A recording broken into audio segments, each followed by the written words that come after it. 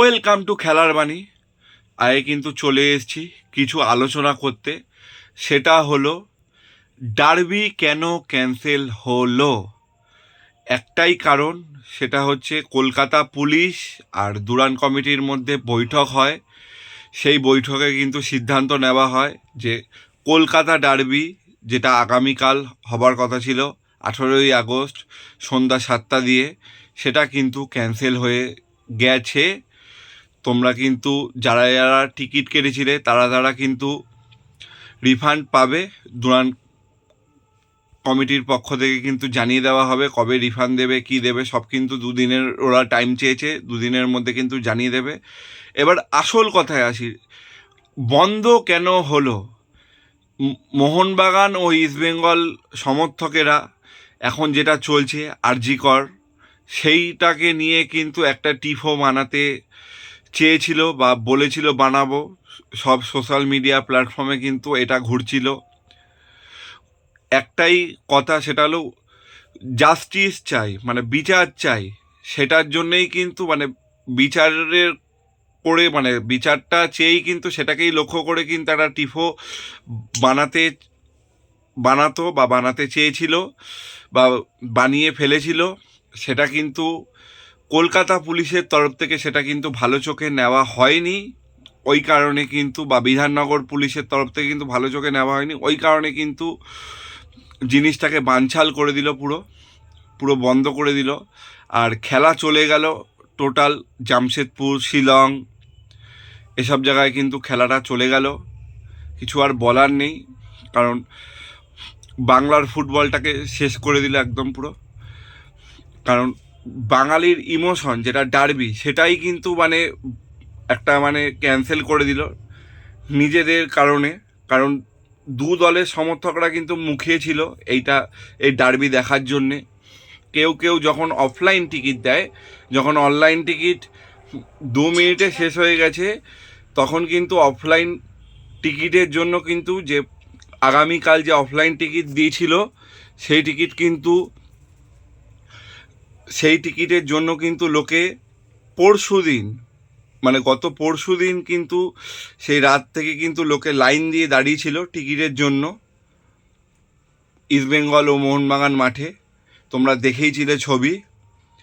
তাদের কোনো দাম নেই দুরান কমিটি বা বিধাননগর পুলিশের কাছে বা কলকাতা পুলিশের কাছে। তাদের কোনো দাম নেই এই যারা যারা ফুটবল ভালোবাসে, ইস্টবেঙ্গল মোহনবাগানকে ভালোবাসে, যারা মাঠে যায়, তাদের কোনো দাম নেই এদের কাছে, একদমই কিন্তু দাম নেই।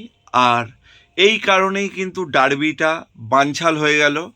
সেটা সেটা একদম পুরো বন্ধই হয়ে গেল। ম্যাচ কিন্তু কল্ড অফ করে দিয়েছে, এক পয়েন্ট কিন্তু দুটো টিমকে দিয়ে দিয়েছে। সেই সূত্রে কিন্তু কোয়ার্টার ফাইনালে 8টা দল চলে গেছে। সেই 8টা দল হলো East Bengal, Mohun Bagan, Bengaluru FC, Kerala blaster, army red, আর নর্থ ইস্ট আর শিলং। এই কটা টিম কিন্তু চলে গেছে পরবর্তী রাউন্ডের জন্য, কোয়ার্টার ফাইনালের জন্য। আর দ্বিতীয়ত এবার আসি কার সাথে কার খেলা পড়েছে। তোমরা বারে বারে জিজ্ঞাসা করবে কার সাথে কার খেলা। প্রথম খেলা কিন্তু নর্থ ইস্টের সাথে আর্মি রেডের। দ্বিতীয় খেলা হচ্ছে শিলংয়ের সাথে ইস্টবেঙ্গলের। তৃতীয় খেলা হচ্ছে মোহনবাগান ভার্সেস পাঞ্জাব। চতুর্থ খেলা হচ্ছে বেঙ্গালুরু ভার্সেস কেরালা ব্লাস্টার। এই খেলাটা প্রথম যে দুটো ম্যাচ হবে, নর্থ ইস্ট আর আর্মি রেড আর শিলং আর ইস্টবেঙ্গলের, প্রথম খেলাটা হবে কিন্তু 21শে আগস্ট 4টের সময়। দ্বিতীয় ইস্টবেঙ্গলের খেলাটা হবে কিন্তু 21শে আগস্ট 7টার সময়। আর মোহনবাগানের খেলাটা 23শে আগস্ট হবে, সেটাও কিন্তু ওই 7টার সময়। মোহনবাগানের খেলাটা ওই টাইমেই হবে। আর এই যে খেলাটা সরল, কেন সরল, এটা হচ্ছে কথা। তোমরা এইটার কমেন্টের উত্তর দাও আমাকে। কেন সরলো, কী কারণে সরলো, কাদের জন্য সরলো, কারা দায়ী এর জন্য, এই কমেন্টের উত্তর কিন্তু তোমরা দাও। আর হ্যাঁ, আর একটা কথা, সেটা হচ্ছে এই যে ডার্বি যে বানচাল হয়ে গেছে, মানে বন্ধ হয়ে গেছে, যে ডার্বি আর হবে না, হয়ে গেছে, এক এক পয়েন্ট দিয়ে দিয়েছে, ম্যাচের যে টিকিট সেটারও রিফান্ড কিন্তু করে দেবে। যে ডার্বি যে কাল হচ্ছে না, তার জন্য কিন্তু যুব ভারতী কিন্তু থেমে থাকবে না। যুব ভারতীতে কিন্তু লোক কালকে যাবে, কালকে কিন্তু প্রতিবাদ হবে যুব ভারতীতে। ওই 5টা দিয়ে শুরু হবে, বা কোনো কোনো জায়গায় দেখছি 7টা দিয়ে শুরু হবে। যারা যেতে চাও তারা গিয়ে অবশ্যই যাও, অবশ্যই গিয়ে প্রতিবাদ করো, প্রতিবাদ হওয়া উচিত। জানি না কতজন আমার সাথে এগ্রি করবে, প্রতিবাদ একদম হওয়া উচিত। কেননা দীর্ঘদিন ধরে যা চলছে, মানে প্রতিবাদ না হলে কিন্তু এর কিন্তু মীমাংসা কিছু বেরোবে না, এটা কিন্তু হওয়া উচিত, আমি বললাম। আর এবার একটু খেলার কথায় আসি, সেটা হচ্ছে আজকে কিন্তু ড্র হয়েছে, আজকের ডুরান্ড কাপের ম্যাচ কিন্তু ড্র হয়ে গেছে, যেটা হচ্ছে শিলংয়ের সাথে কিন্তু এফসি গোয়ার ওই ম্যাচটা কিন্তু ড্র হয়ে গেছে। সেই ফলে কিন্তু পাঞ্জাব আর ইস্ট বেঙ্গল কিন্তু সেকেন্ড বেস্ট টিম হিসাবে কিন্তু উত্তীর্ণ হয়েছে। আর আমি জানি না ডুরান্ড কমিটি কি করবে, কতটা কি করবে, কবে রিফান্ড দেবে, কি দেবে, তোমাদের অনেকেরই কোশ্চেন থাকবে।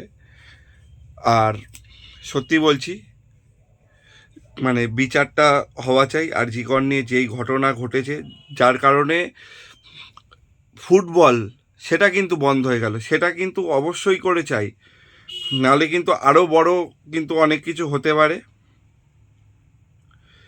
আর তোমরা কিন্তু অবশ্যই কাল যাও, কাল গিয়ে প্রোটেস্ট করো, মানে দেখতে চাই সবাইকে, ইস্টবেঙ্গল মোহনবাগান নির্বিশেষে সবাই কিন্তু কাঁধে কাঁধ মিলিয়ে প্রোটেস্ট করো, এটাই বলবো।